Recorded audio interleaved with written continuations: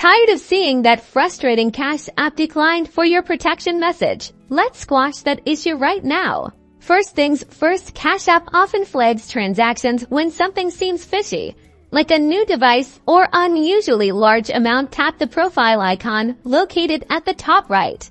Scroll down and hit Personal.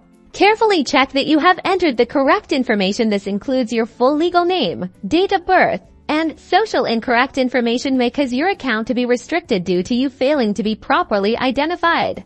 Next, let's verify your identity. Back out to the main profile screen and select Security.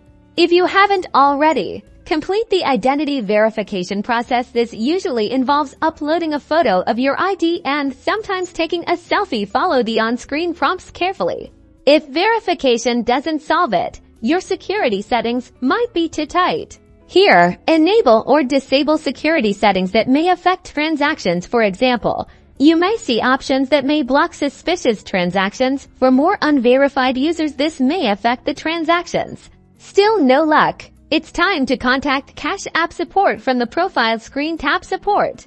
Choose something else, then describe your issue clearly. Be sure to include details like the date and amount of the declined transaction. Cash App support can provide specific reasons for the decline and help you resolve them.